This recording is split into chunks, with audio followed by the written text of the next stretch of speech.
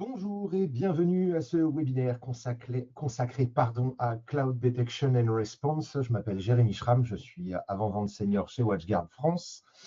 Avant de commencer, est-ce que vous pourriez me confirmer que vous m'entendez correctement? Alors, normalement, vous avez le panneau du chat et le panneau des questions. Super, merci pour les petits pouces en l'air.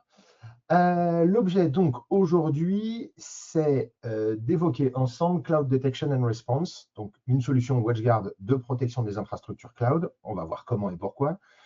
Ce webinaire devrait normalement durer un peu moins d'une heure si je ne traîne pas trop. Je vous ai prévu 10 minutes de PowerPoint histoire de discuter de certains sujets. Et puis ensuite, on passera directement sur une plateforme de démo pour pouvoir voir le fonctionnement du produit directement. Comme d'habitude, le webinaire est enregistré, donc si d'aventure vous étiez dérangé par le téléphone, rassurez-vous, il y aura un lien de replay qui vous sera envoyé dans les jours qui viennent. Vous avez comme d'habitude le panneau des questions et le panneau du chat. Posez toutes les questions que vous voulez. Je tâcherai d'y jeter un œil régulièrement et de toute façon, je rebalayerai tout à la fin. Il n'y a pas de mauvaises questions. Donc, Cloud Detection and Response, le sujet à évoquer avec ce nouvel acronyme CDR, encore un nouveau Detection and Response, c'est la problématique liée au risque global des infrastructures cloud. On a tous, alors vous plus que moi, puisque moi je suis avant-vente, c'est pas un vrai travail, vous avez tous mis en place dans vos entreprises ou chez vos clients des infrastructures cloud, Office 365 en tête, c'est globalement le service le plus courant. Et le problème de ces infrastructures cloud, c'est qu'elles amènent énormément de services aux usagers, ça change la façon de travailler, c'est parfait. Mais la façon dont ces infrastructures sont faites font que le client, ou en tout cas le décideur, si vous êtes client final, ne perçoit pas que le cloud computing n'est pas sécurisé par essence, que la sécurité n'arrive pas avec le cloud computing et qu'il y a donc des problématiques de sécurité qui sont immédiatement liées au simple fait de rentrer dans du cloud computing, quelle que soit la plateforme. Ce n'est pas une attaque contre le cloud computing. Et donc, ce qu'on voit, c'est que la façon dont les attaques sont menées évolue avec le temps en fonction des usages et des futures victimes et des attaquants. Et sur 2025, une très grande majorité des entreprises, quelle que soit l'échelle, nationale ou mondiale, ont subi de près ou de loin des incidents de sécurité liés à leur plateforme SaaS. Alors, dans les incidents de sécurité des plateformes SaaS, il faut compter simplement la compromission de mot de passe sur un compte Office 365 sans MFA. Ça peut être aussi trivial que ce type de choses. Mais le fait est là. La plateforme cloud est exposée, c'est le principe même du cloud, c'est accessible de partout, donc c'est accessible partout aux pirates également. Et donc, les attaques se font de plus en plus fréquentes. Et ces attaques, elles sont d'autant plus fréquentes que personne ne se soucie jamais de la sécurité des infrastructures cloud. Alors, je sais, l'un d'entre vous va pouvoir me dire si moi je fais attention et je fais des audits réguliers, et je dirais, c'est parfait, je vous félicite. Mais dans la très grande majorité des cas, on met en place son O365, on met en place sa compta en ligne, etc. Et on se soucie de rien d'autre. Ça marche, c'est fonctionnel, on y va. Encore aujourd'hui, il y a des gens qui n'ont pas de MFA sur leur système cloud. Donc, c'est bien la preuve qu'il y a quelque chose qui ne fonctionne pas. Et dans la très grande majorité des cas, la défaillance de sécurité du cloud computing n'est même pas imputable aux prestataires de services, au MSP, simplement parce que le service a pu être mis en place sans consultation préalable, ce qui est le droit du client, mais c'est une erreur. Et puis, surtout, quand on est MSP et qu'on propose des services d'audit et d'amélioration de la sécurité, payants, bien entendu, puisque ça prend du temps et de la ressource pour améliorer ces plateformes cloud, le client a souvent tendance à ne pas comprendre pourquoi. Souvent, le client ne comprend pas, le décideur ne comprend pas l'enjeu de sécurité qu'il y a derrière les plateformes cloud, malgré les nombreuses attaques et nombreuses fuites de données de ces dernières années. Et puis, de façon générale, la très grande majorité des entreprises n'ont pas d'outils de contrôle. Et s'il y a des outils de contrôle de la plateforme cloud, ils sont soit inutilisables par leur complexité, soit inutilisés par méconnaissance de la nécessité. Et donc, globalement, 13% des entreprises seulement 13% des entreprises possèdent des outils dédiés à la prévention de ces vulnérabilités au sein des infrastructures cloud. Donc l'idée, c'est de pouvoir se projeter un petit peu sur ces choses-là, sur ce risque et sur le besoin inhérent de sécurité dans les infrastructures cloud, parce que ce risque, il est réel. Pardon, le téléphone sonne en même temps. Ce risque est réel et il n'est pas fantasmé et il n'est pas nouveau quelque part d'un point de vue structurel. La plupart de ces attaques existaient déjà il y a 20 ans, elles ont juste été portées dans le cloud computing, donc ce n'est pas nouveau. Le premier risque dans le cloud computing, ce sont les risques, la famille des risques liés à l'identité au sens large et à l'exploitation de l'identité. Le premier cas de figure, c'est le vol d'identifiants. Il y a des groupes d'attaques qui sont spécialisés, des groupes d'attaquants qui sont spécialisés dans la récupération de comptes. Récupération de comptes, récupération d'accès, c'est ce qu'on va appeler les access brokers. Ces gens-là, leur métier, c'est de voler des moyens d'accès et de les revendre à d'autres groupes de pirates. Ça peut se faire par tout un tas de choses. Il y a des attaques par proxy, des attaques par cookie. On peut faire du social engineering contre l'attaquant, contre la victime, pardon.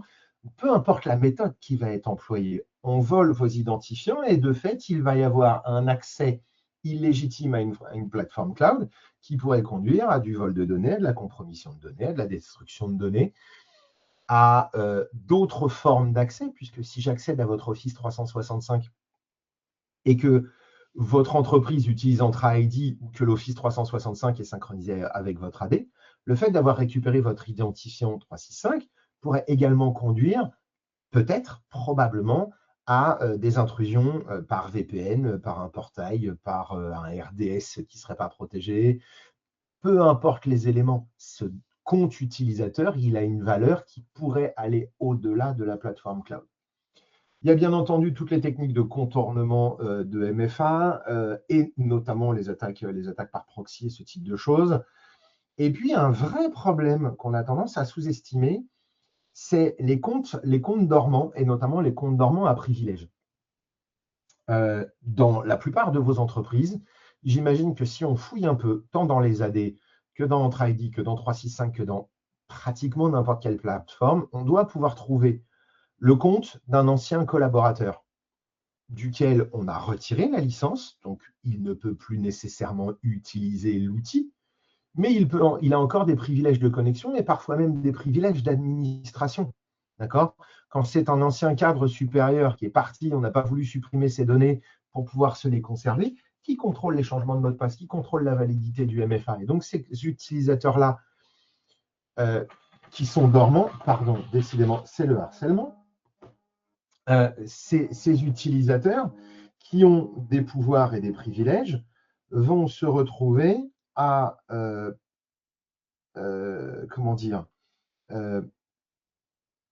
devenir des brèches, des points d'entrée qui permettront l'intrusion dans le système, alors même qu'on aura oublié l'existence de ces comptes et de ces anciens collaborateurs. Donc ça, c'est un véritable problème de fond.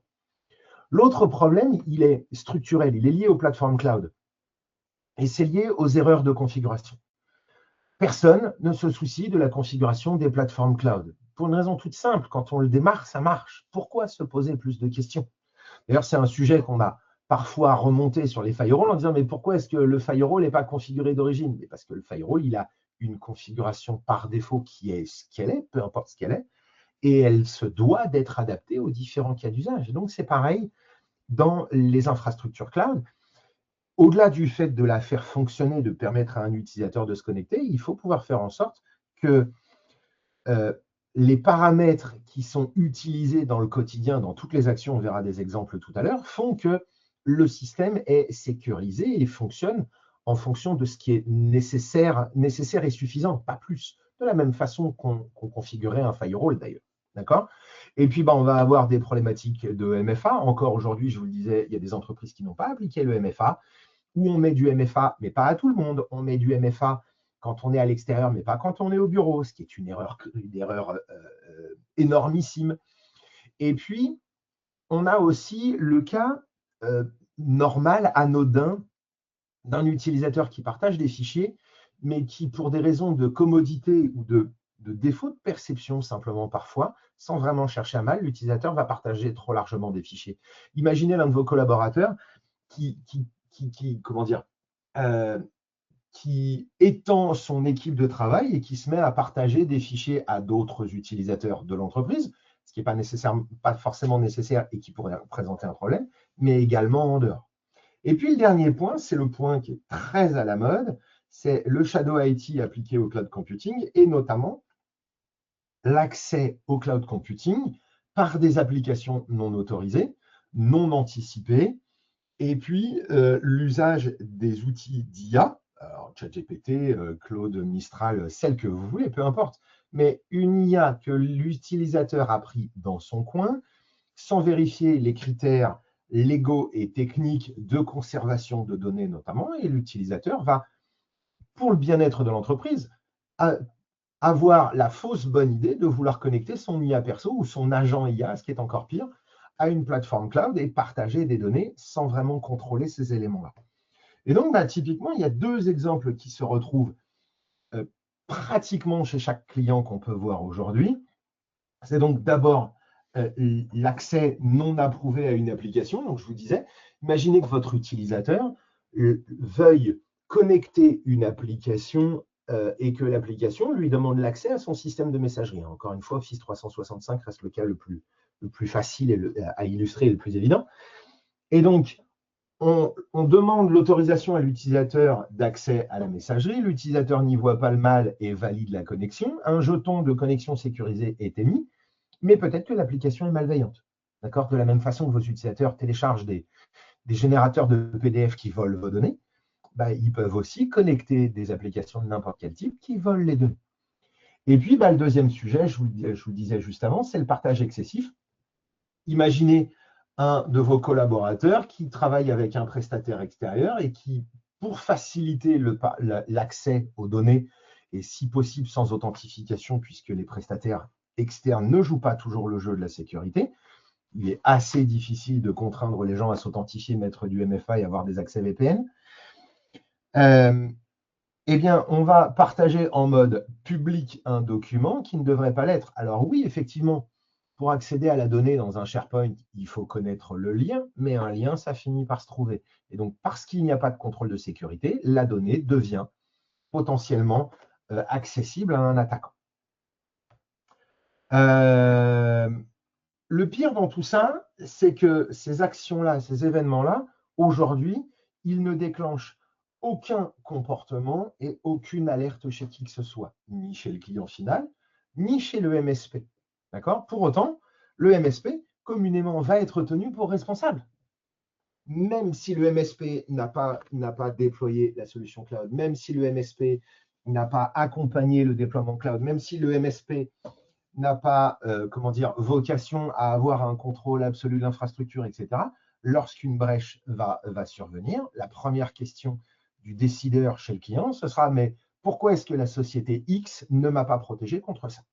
D'accord ? Donc, on pourrait reprocher au MSP, à tort, entendons-nous bien, une certaine forme d'inaction sur ces sujets-là. Donc, l'idée, avec CloudDR, c'est de pouvoir amener une solution qui permette de venir amener une sécurité automatisable, un audit automatisable, un contrôle permanent sans avoir besoin d'assurer une permanence humaine pour surveiller ces infrastructures-là et pouvoir identifier les axes d'amélioration. D'accord ? Et donc, c'est ce qui va faire CloudDR. Dans CloudDR, je vais vous le montrer juste après, j'en ai presque fini avec ce PowerPoint. On va aller identifier les applications qui se connectent, qu'elles soient nouvellement connectées ou qu'elles soient connectées depuis très longtemps. On va identifier les problématiques de configuration, vous les remonter et vous guider client ou MSP pour améliorer la situation et pouvoir trancher sur un certain nombre de sujets. Et quoi qu'il arrive, un certain nombre d'attaques pourront être bloquées, un certain nombre de mouvements pourront être bloqués directement par la solution, mais également par le XDR, puisque la solution CloudDR va intégrer le XDR de WatchGuard dans le courant de l'été. Donc, très rapidement, on pourra avoir des actions croisées pour identifier d'autres choses. D'un point de vue sécurité, le portfolio WatchGuard, c'est celui-ci. il y a un certain nombre de sujets qui sont traitables par nos produits, d'autres qui relèvent typiquement du MSP. Et donc, la sécurisation des applications cloud vient trouver une place assez évidente dans cet écosystème global de protection. Et l'idée, c'est de pouvoir avoir, comme d'habitude, chez WatchGuard, une solution qui soit simple, facile à utiliser, qui regroupe le plus d'éléments possible dans la même console, de façon à pouvoir la rendre la plus exploitable possible. Donc l'idée, c'est de ne plus avoir besoin de cumuler, ou en tout cas de ne pas avoir besoin de se poser la question d'aller cumuler différentes technologies, puisqu'on va pouvoir regrouper tout ça au sein de CloudDR et pouvoir traiter les différents sujets de la protection de l'infrastructure cloud à travers un seul et même outil. On va se passer de ça, je vais aller vous le montrer plus simplement. Et puis, globalement, en résumé, la solution WatchGuard Cloud va amener un certain nombre d'éléments. C'est globalement piloté par l'IA, c'est majoritairement piloté par l'IA, et les aspects décisionnels nécessiteront une expertise technique de façon à déterminer si un paramètre a besoin d'être changé, par exemple. Mais l'IA va guider ces sujets-là, elle va pouvoir identifier les attaques et bloquer les attaques par elle-même. Donc l'idée, c'est de faire gagner du temps à tout le monde. Encore une fois, le propre de la PME, c'est le manque de temps, et c'est avec les PME que WatchGuard travaille. Donc notre but, c'est de ne pas nécessiter chez vous du personnel supplémentaire pour traiter ces sujets. Question? Pas de questions? Alors, allons voir une console. Alors, il faut que je change mon partage.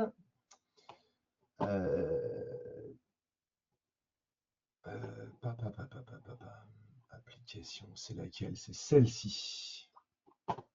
Voilà, pardon. Nouvelle version de GoToMeeting, GoToWebinar, pardon, et c'est pas la meilleure idée qu'ils aient eue. Bref, vous connaissez probablement la console WatchGuard Cloud. Je suis ici dans une vue partenaire, pour rappel. Donc, j'ai à gauche mes différents clients, et notamment l'un de mes clients qui est JS Partner. Alors ici, j'ai l'IA de ma plateforme de cyberdéfense, Ray, qu'on a déjà évoqué dans d'autres webinaires et qui aura le droit à son webinaire dédié, donc, qui est disponible maintenant non plus à l'échelle du MSP, mais également à l'échelle du client. Donc ici, j'ai la synthèse par mon agent IA de mes événements de cybersécurité. Et puis, lorsque je vais venir dans Surveiller CloudDR, je vais avoir l'accès à ma console de détection et de menace du cloud. Alors, je vais réduire cette partie-là. Donc ici, on a l'espace de mon client. Dans cet aspect-là, vous avez au départ, bien entendu, une console qui est vierge. Cette console, on va la connecter à des solutions. Les solutions, elles sont nombreuses, préexistantes. Vous y trouverez probablement des outils que vous utilisez déjà. Il y a du Google Workspace, il y a du Intune, il y a du Teams, il y a de l'Office 365, bien entendu, il y a de l'Entra ID, du Trello, du Zendesk, du SharePoint, du Slack. Et on a en plus la possibilité d'avoir des intégrations custom personnalisées dans lesquelles on viendra configurer la plateforme pour aller requêter les API de votre plateforme cloud de, je ne sais pas moi, de gestion de centre équestre. Allez, c'est une journée poney. De façon à ce que l'outil puisse venir requêter des informations, des télémétries, identifier les vulnérabilités et remonter les éléments dans la console. En termes de configuration, c'est assez simple. On va démarrer des licences, ou éventuellement un trial si vous voulez le voir, mais on va démarrer des licences et c'est licencié à l'utilisateur actif. Donc, si on prend le cas d'Office 365, l'utilisateur, c'est tout utilisateur qui est capable de se connecter dans la console, qu'il ait une licence ou pas. Donc, votre utilisateur, avec son pack M365, il consomme une licence CDR. Et votre administrateur qui n'a pas de Teams, de SharePoint, etc., il consomme aussi une licence CDR puisqu'on a besoin de pouvoir auditer ses droits, ses privilèges et ses actions. D'accord? La configuration est excessivement simple. Si je prends le cas de 365, l'intégration 365 va regrouper les différents éléments qu'on a vus, Teams, Entra ID, etc., etc. L'intégration est excessivement simple. Quand on va démarrer une intégration, On va indiquer au système les types de données qu'on va vouloir et les types de systèmes qu'on va vouloir intégrer dedans. Et ce qui va se passer, c'est que à chaque étape, le système va me demander de me loguer avec un compte à privilège de façon à pouvoir faire la connexion d'API. Et donc, il va vous faire 3 demandes de connexion d'API. Donc, ça prend 3 minutes globalement. Vous n'avez pas de configuration spécifique à faire et il va le faire seul. Et donc, en 3 à 4 minutes, on va se retrouver avec un système qui est d'origine en cours de scan. Et donc, dès le départ, il va se mettre à scanner la plateforme pour vérifier la configuration, les états, les journaux d'audit, etc., etc., etc. D'accord? Donc, c'est comme ça qu'on intègre les différents systèmes. Peu importe le nombre de systèmes que vous connectez, c'est vraiment l'utilisateur qui nous intéresse. Donc, si d'aventure, vous aviez de l'Entra ID, par exemple, et de multiples services cloud connectés à Entra ID, à un utilisateur qui existe et dans Entra ID, et dans Slack, et dans Zendesk, et ben, ça reste un seul utilisateur licencié. D'accord? Une fois que la synchro va démarrer, le système va commencer à analyser l'état. Alors, dans cette console, je n'ai que de l'Office 365, je n'ai pas d'autres comptes, mais de toute façon, tous mes produits vont venir au même endroit. La première chose, c'est qu'on va vous identifier les problématiques de configuration. Ces problématiques de configuration, elles sont liées aux états par défaut, mais pas uniquement. Vous pouvez avoir commis une erreur de configuration dans votre plateforme. Et donc, le système va vous indiquer les niveaux de risque, le nombre d'occurrences et donc la quantité de choses à corriger. Donc, si je viens ici, le système va me dire que j'ai un problème de protection de mes tenantes, puisque pratiquement n'importe qui peut créer un nouveau tenant, que je vais avoir l'accès aux applications custom qui n'est pas désactivé, ce qui pourrait être un problème par défaut, puisqu'un attaquant en rentrant pourrait donc avoir un certain nombre de droits. Et donc, on aura tout un tas de choses comme ça, et notamment celui-ci. Vous voyez, seuls les utilisateurs invités peuvent accéder à une réunion Teams.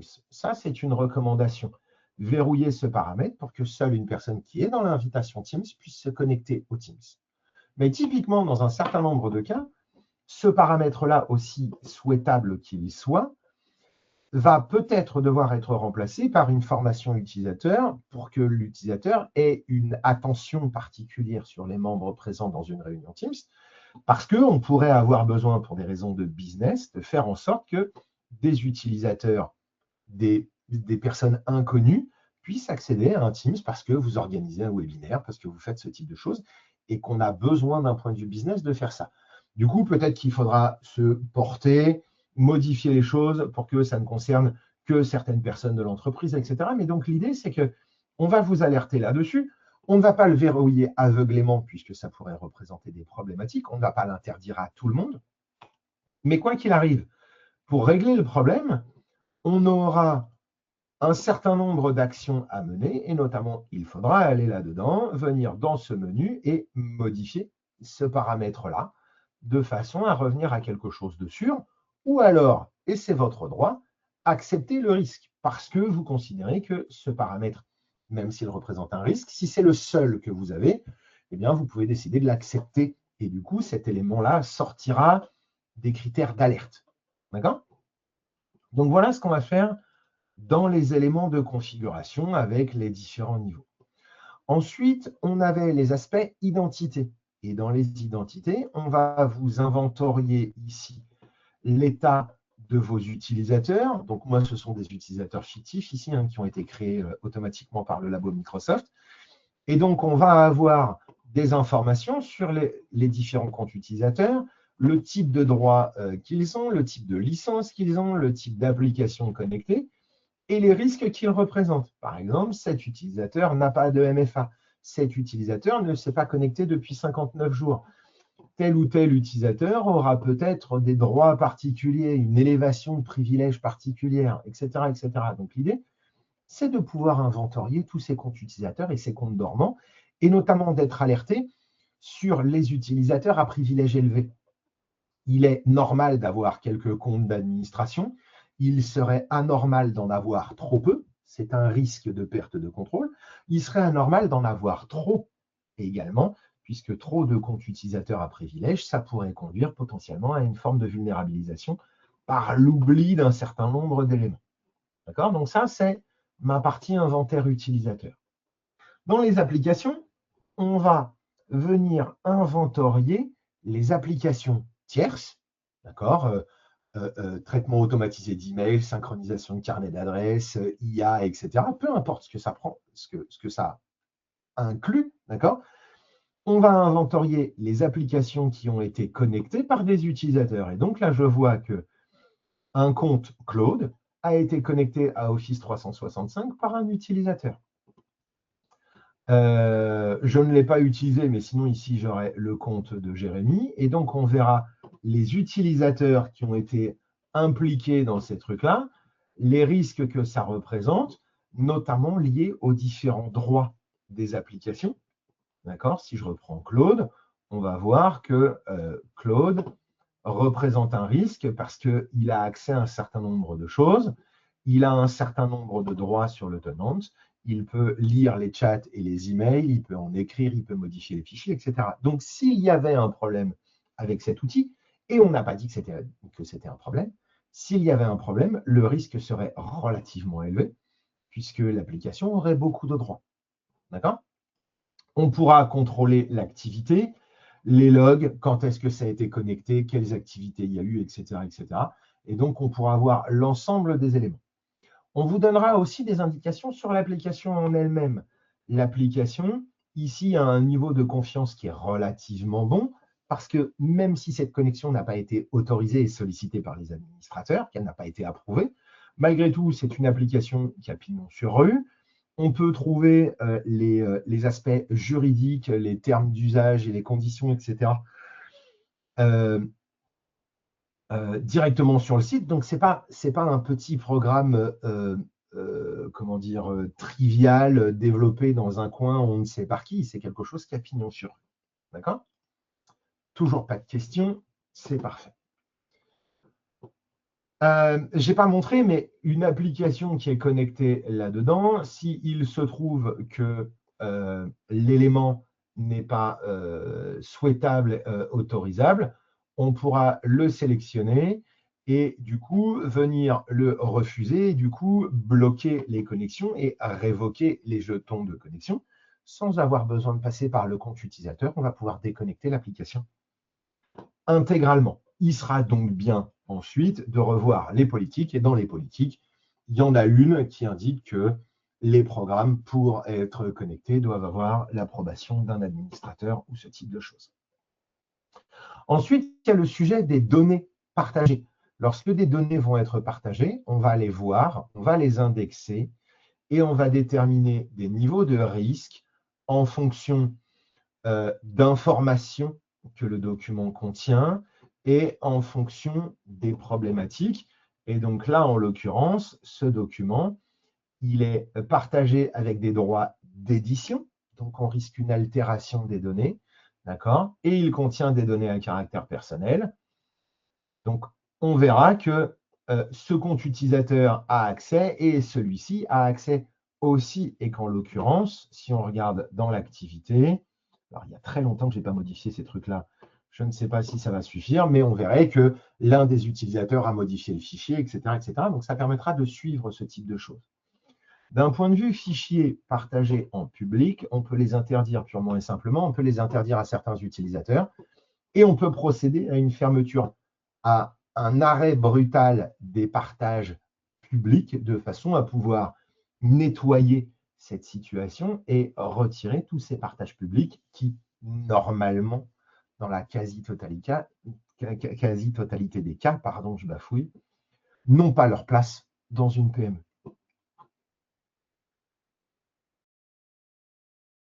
Toujours pas de questions, je continue. Je n'ai pas regardé le chat, non, il n'y a rien dans le chat. Parfait.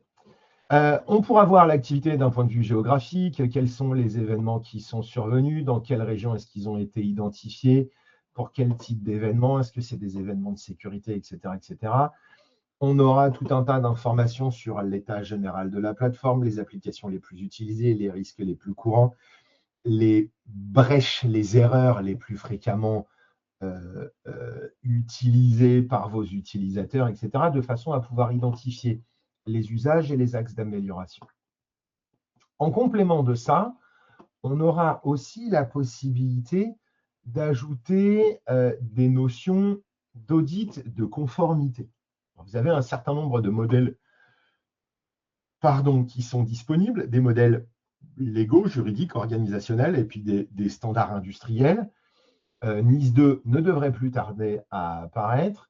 Et donc, l'idée, c'est qu'on peut sélectionner tous ces modèles de sécurité de façon à pouvoir se projeter sur l'état de mon entreprise d'un point de vue RGPD et d'un point de vue ISO. Alors, quand vous êtes ISO 27001 version 2022, à 95 ou 98%, vous êtes NIS 2. D'accord? Quoi qu'il arrive, même si vous n'avez pas vocation à être ISO 27001 pour des raisons business, ISO 27001 reste quand même un recueil de références sur les bonnes pratiques à avoir et surtout les mauvaises pratiques à ne pas avoir. Donc, même si vous ne voulez pas être ISO, avoir ici un bon score est quand même un indicateur d'un bon état de santé, d'un bon état d'usage. D'accord? Donc, c'est plutôt une bonne veille, de la même façon que le RGPD qui concerne tout le monde, je vous le rappelle. Et donc, lorsque je sélectionne mes mécaniques d'audit, le système va comparer sur toutes les plateformes cloud connectées et va identifier tous les éléments qui peuvent venir en infraction. Prenons le RGPD qui normalement parle à tout le monde, puisque j'imagine que tout le monde aujourd'hui est strictement conforme au RGPD. Ici, j'ai donc mon état. D'un point de vue RGPD, j'ai 26% du chemin qui est fait. C'est-à-dire que j'ai en gros 75%, précisément 74% de non-conformité avec le RGPD. J'ai un certain nombre d'éléments qui font que je ne suis pas conforme au droit parce que mes paramètres sont trop permissifs. Pour voir quoi, on pourra voir ici et on pourra voir les articles avec lesquels je ne suis pas en conformité. Donc là, typiquement, l'article 67, je ne suis pas en conformité, je n'ai même pas 1% de conformité avec ce truc-là. Parce que mes paramètres ne me permettent pas de justifier de ça dans mon cloud computing. Donc, il y a des endroits où j'ai une meilleure note parce que j'ai certains paramètres par défaut qui sont actifs, et notamment, vous voyez, en termes de transfert de données à caractère personnel dans des pays tiers et à l'international, eh bien, ce sont ces articles qui font référence à ça. Et en fait, si je veux corriger ma posture de cybersécurité, et en l'occurrence ici ma posture de conformité, eh bien, voici les éléments que je dois corriger. Ces paramètres-là doivent être corrigés d'un point de vue configuration, puis d'un point de vue surveillance active et remédiation automatisée, de façon à faire en sorte que je sois en conformité avec cette réglementation qui est le RGPD. Et donc ici, pour le ISO 27001, je vais retrouver sensiblement la même approche, le contrôle des personnes, le contrôle de l'organisation, etc., etc. OK? Pour ceux d'entre vous qui sont des clients finaux, vraisemblablement, je suis désolé, votre posture, mis à part peut-être pour l'un ou l'une d'entre vous, logiquement, votre posture de cybersécurité n'est pas la bonne. Pourquoi? Parce que ça n'a jamais été remonté jusqu'à vous comme étant un problème et il n'a jamais été porté à votre connaissance que c'est un sujet qui devait être traité. D'accord? Ça, c'est un outil qui sert à le faire. Pour les MSP, c'est la même chose, d'autant plus qu'à un moment ou un autre, on va vous reprocher ça. Donc, ce qu'on va vous proposer, puisque la solution est rapide à mettre en place et qu'il n'y a pas de modification de config par défaut, ce qu'on vous propose, c'est de le démarrer chez vos clients, de leur fournir cet audit gratuit, entre guillemets, parce que oui, il va faire un état à un moment donné, de façon à pouvoir mettre un coup de boost et corriger un certain nombre de choses critiques, et de là pouvoir maintenir ce système dans le temps, puisque la plateforme, elle, va s'occuper d'alerter les différents administrateurs, et on pourra même cibler des administrateurs différents en fonction des sujets, de façon à pouvoir prévenir des administrateurs internes, des administrateurs de plateforme, etc., pour qu'ils corrigent certains sujets de leur côté, et que vous, MSP, vous puissiez avoir, sans dépenser plus de temps, avoir une vision transversale de ces états, de ces parties dangereuses de la vie IT d'une entreprise, et donc de pouvoir alerter vos clients, corriger si c'est nécessaire, les accompagner dans les évolutions et notamment, encore une fois, en se servant probablement des guides du RGPD et d'ISO 27001 version 2022. Qu'est-ce que je ne vous ai pas montré et que je voulais vous montrer? On a les différents cas d'usage, les éléments, les brèches relatives aux différentes problématiques de configuration. Tout a vocation à être le plus lisible possible, le plus simple possible. Pardon, ça doit être exploitable de façon rapide et pas quotidienne, puisqu'il y a peu de chances qu'une fois que ce soit corrigé, vous ayez des problèmes de façon quotidienne, même si on n'est jamais à l'abri de l'évolution d'un paramètre par défaut chez un éditeur, Microsoft en tête. Microsoft est un grand spécialiste de l'ajout de fonctionnalités sans nécessairement toujours bien communiquer dessus. Et donc, du jour au lendemain, vous pouvez avoir une brèche qui apparaît dans vos plateformes, simplement parce qu'un paramètre est apparu, parce qu'une fonctionnalité est apparue. Donc, l'idée, c'est, au-delà de l'audit instantané, c'est de pouvoir avoir cette surveillance permanente et d'améliorer ce score. Alors, pour ceux d'entre vous, celles et ceux, pardon mesdames, pour celles et ceux qui voudraient démarrer ça et se faire une idée, n'hésitez pas à me prévenir. Je serais ravi de vous aider à démarrer ça, même si vous avez vu, c'est excessivement simple à démarrer. J'ai du temps cet après-midi, même si vous voulez, c'est les vacances scolaires, donc j'ai un peu moins de rendez-vous que d'habitude. On peut regarder ces sujets-là et vous allez voir le score de sécurité qu'on avait sur la page principale. C'est assez amusant puisque au départ, vous avez un score à 100 puisqu'il n'y a rien de connecté. Vous allez connecter votre Office 365 et immédiatement, il va descendre vers les 75, 70, un truc comme ça. Et vous allez vous dire que la nouvelle est plutôt bonne. Et dans les minutes qui vont suivre, puisque le scan peut prendre plusieurs heures, ce score va probablement descendre. D'accord? Et comme moi, ici, j'ai un tenant par défaut, c'est qu'il y a un simple système de test où il n'y a aucune production, j'ai une très mauvaise note et vous aurez probablement une très mauvaise note de ce type du fait de ces multiples vulnérabilités présentes par défaut dans votre système. Donc, si vous voulez, on peut comparer votre plateforme et la mienne. Ce sera avec plaisir que j'en rigolerai avec vous. Pas de vous, avec vous. Si vous n'avez pas de questions, j'en ai terminé pour aujourd'hui. Pas de questions, pas de commentaires. Je vais donc vous remercier pour votre attention, vous recommander la plus grande prudence par les temps qui courent, la chaleur va remonter, hydratez-vous. Faites attention à vos systèmes de sécurité, pensez CloudDR et n'oubliez pas le MFA sur l'intégralité de vos systèmes tout le temps, même quand vous êtes au bureau. Si vous avez la moindre question, vous pouvez contacter votre contact WatchGuard habituel, vous pouvez contacter l'équipe France à l'adresse france@watchguard.com. Les avant-ventes à l'adresse se-france@watchguard.com. Et puis, n'hésitez pas, si vous voulez un coup de main sur ces solutions, on regardera ça avec plaisir. Passez une très bonne journée, prenez soin de vous et à bientôt.